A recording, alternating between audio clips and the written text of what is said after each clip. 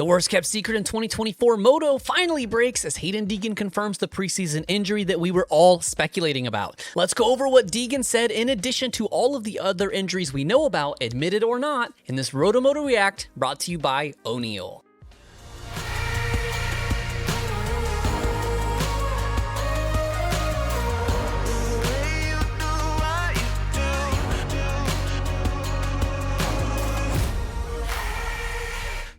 The lead story, of course, is Danger Boy coming in with the momentum off his 3-race SMX championship. Fans and the industry found it peculiar that Deegan would wait to race the East Coast and miss out on all the fanfare and exposure that the opening rounds of the series bring. It did not help that Deegan camp was silent on the subject, as well as the Deegan vlogs featuring no recent riding footage, instead focusing on offbeat content and other older clips being shared before the winter.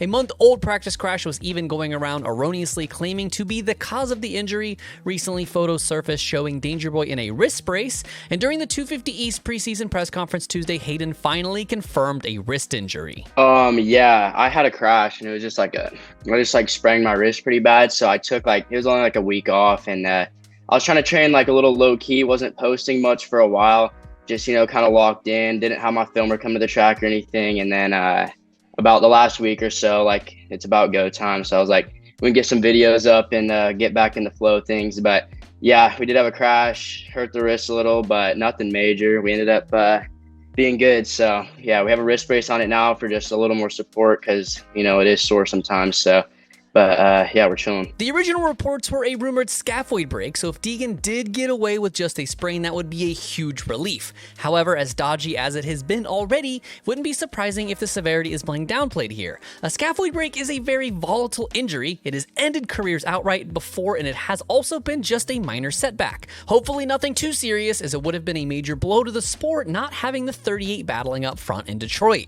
Sticking with the star team, it seems like hiring 6 guys to race one coast still does not mean you are immune from the injury bug. Lewis Phillips and Michael Lindsay covered it a bit on the Vital MX post-race show for A2 that Enzo Lopes is dealing with a hand injury, and insider reports say he just got back on the bike not that long ago after a preseason setback. Styles Robertson remains out with a serious wrist injury that requires 3 surgeries as of a few weeks ago and still has another to go, so he will miss considerable time, if not the entire Supercross season. Star was planning on replacing him with veteran Michael Mosiman on a fill-in ride, but it seems like Mosiman is dealing with an issue with a slipped disc in his back that is keeping him from debuting with the team in Detroit.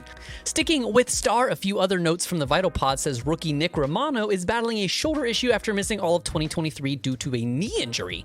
No timetable on when the shoulder happened, but it is worth noting Romano was regularly posting on Instagram through December and early January, but has been conspicuously silent in the 3 weeks since. He is expected to line up this weekend for his Supercross debut, however. The craziest thing Michael and Lewis said was about Daxton Bennett getting hit by a car. Seems it's not as bad as it sounds. He was cycling on the road and made contact with a vehicle. He may not be 100%, but unlike Romano, Daxton has been throwing up Instabangers regularly without issue, and during the East press conference seemed confident going into this weekend.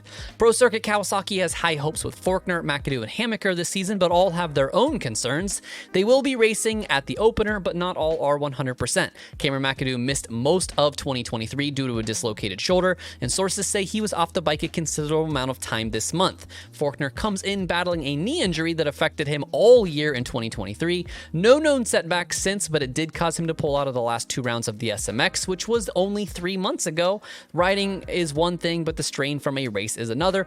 I wouldn't be surprised if Austin limits himself to a number less than 100%, and similarly, Hammaker had a big one during the SMX finale practice that left him with multiple mild compression fractures in his back. He is back on the bike, so no concerns with him missing, but just another guy trying to stay healthy and stack up some mains. Privateer Luke Neese will miss at least Detroit after a practice crash this month. About the injury, Luke said, "Had a stupid small crash that resulted in breaking my fib. Had surgeries last Tuesday to get it plated, and now it's time to heal. Obviously, we won't be able to make the first East Coast round this weekend, but I'm going to try my hardest to make the second since we have a little break after the first round." 450 side, small update on Adam Cianciarulo, who sat out A2 due to a finger injury sustained at A1. On his latest episode of Plugged In with Adam Cianciarulo, the number 9 said it is killing him to miss time racing, and he hopes to be back in just a couple of weeks. Factory Beta rider Colt Nichols is back on the bike this week after suffering a rotator cuff injury in the weeks leading up to A1, and will unfortunately sit out at Detroit and likely Glendale as well, but with the week off after Arizona, it is very possible we see the 45 return in Arlington. Logan Carnow had a successful surgery on his foot and begins his long road to rehab. He posted a new vlog video that is well shot and entertaining, so go check that out for more scoop on the popular privateer, who is now acting as sort of a support system for the other privateers less fortunate than himself. The 169 should be back to riding in about 6 weeks and hopes to be able to rejoin for the second half of the series. I will be in Detroit this weekend, no fan fest, but to get to the privateer pits, I will have to walk through the arena, so if you are in the D this weekend and see me bopping around, don't be afraid to stop me and say hey, like and subscribe or whatever if you appreciate the content, and thanks as always for watching RotoMoto. My name is Donnie. Keep it pinned to the weekend.